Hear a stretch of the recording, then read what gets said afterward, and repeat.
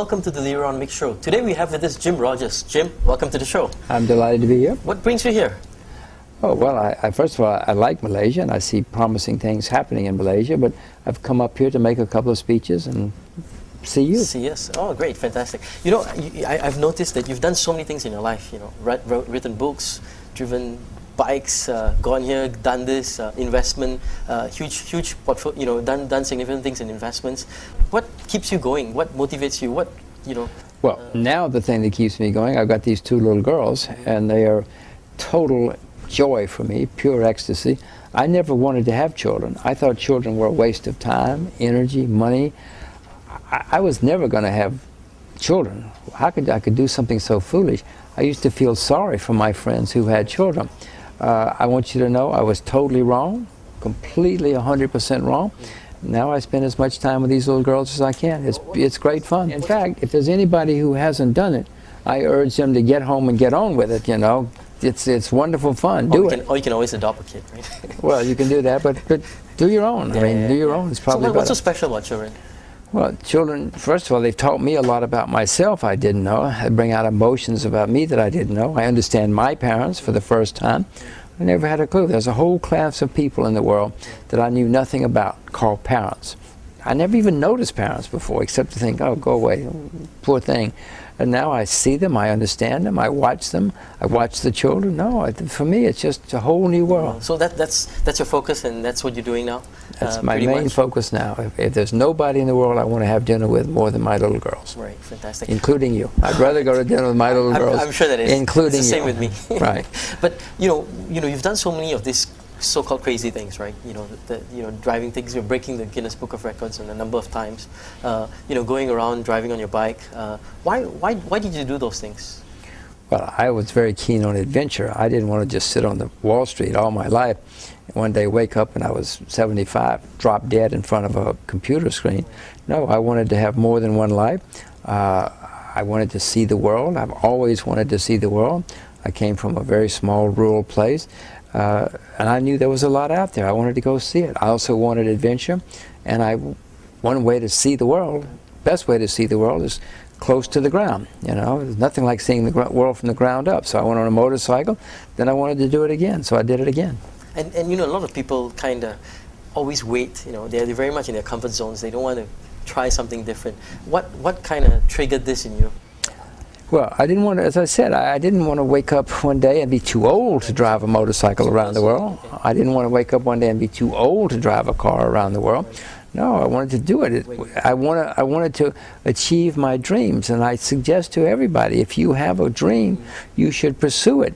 The worst that happens is you fail, but at least you don't spend the rest of your life saying, I wish I had tried that, I wish I could have tried that, I should have tried that. Do it. The worst that happens is you fail, you get it out of your system, and you might turn out to be incredibly successful if it's a long-time dream. You invest in a lot of companies and organizations and think different things. Is leadership an important ingredient that you look at? You know, especially well, when you invest in a company, you certainly want to make sure it's well-run and competent. That is extremely important. Yes, you can make money with bad management, but you'll make a lot more money with good management, I assure you. Look at Malaysia. Malaysia right now, in my view, seems to have very good management, good leadership, maybe for the first time in a long time. So I'm much more interested in Malaysia now as an investor than I have been in 40 years. What do you look for specifically in terms of leadership? Well, I look for somebody who's got vision, who can see how the world is going to be in the future. And it doesn't matter to me whether you're opening restaurants or whatever you're doing. If you see that the world is changing and how it's changing, and you adapt to those changes, then you'll make a lot of money. I mean, people who are looking to America in 2020, in my view, are making a mistake. People who are looking to Asia in 2020 are doing the right thing. So I had rather be involved with people who have the vision to see the world in the future, and that's who I want to be involved with. Right, and you did mention that somewhere. I read that in the 18th century you go to London, the 19th century or 20th century come to the US, and And well, my exact quote was, 21st century. you moved to 1807 or something. you moved to 1807. You moved to London. 1907, you moved to New York. 2007, you moved to Asia. I moved to Asia in 2007.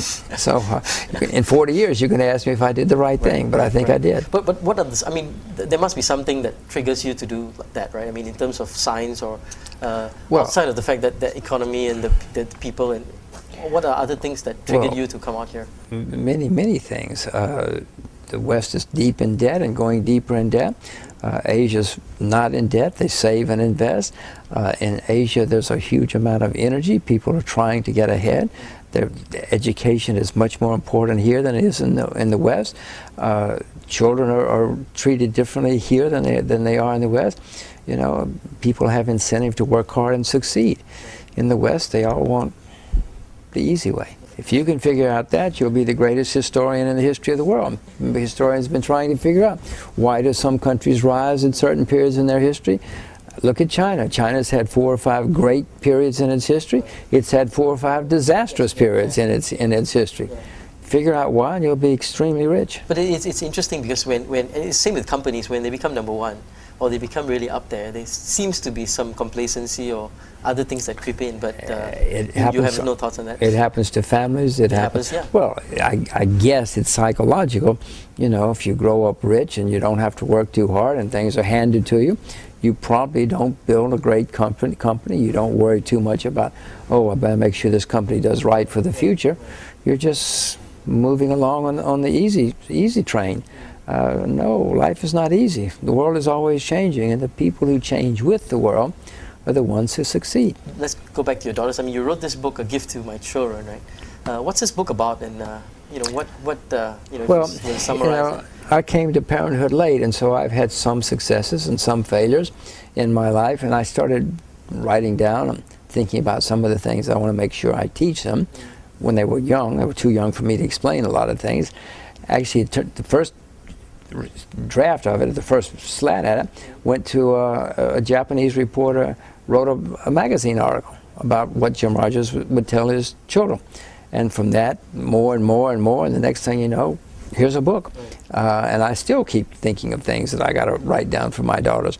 And this is the best way. But I also find that many adults, I cannot tell you how many adults read the book and say, wow, what a great book for us, for the adults, not just for the children.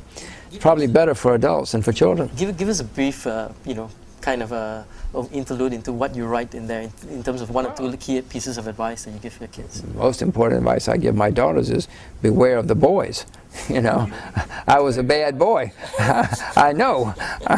I tell them, don't believe the boys, for goodness sakes. But I tell them to be skeptical of everything they hear, question everything, make up their own, do their own research, make their own decisions, and if everybody says something, be especially skeptical and think it through for yourself.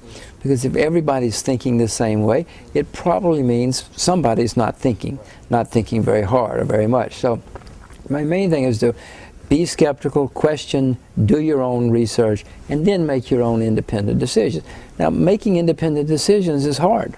It's so easy to do what everybody else is doing and say what everybody else is saying. And I'm hoping that I can teach them to be independent spirits and make their own decisions, and to beware of the boys. Mm-hmm. Exactly. But, I mean, how did you come up with these lessons? Was it certain events that happened to you yourself? Listen, I made plenty of mistakes. Yep. Lots of mistakes. What's your biggest mistake? Oh, my gosh. I got a whole list. My first wife. Let me tell you about my first wife. No, I've lost a lot of money in the market, so I made plenty of mistakes. Who knows what my worst mistake was. But I do know I got a whole list of them. Okay, and when you do make those mistakes, what happens? I mean, do you think about it? Do you reflect about it, or? Well, now I try to be philosophical and realize, okay, what did I do wrong? Why did I make this mistake? And then I'm smart enough now, I hope, that I try to learn from my mistakes. So once upon a time, it was easy to get depressed or to say it's his fault or her fault, you know, but now I'm smart enough to know it's my fault. All these mistakes are my fault, and I have to figure out why I made the mistake and how to make it better. And that's what I'm trying to teach these little girls. Not just little girls, I mean everybody, grown-ups, adults, children, everybody. Jim, we'll be right back.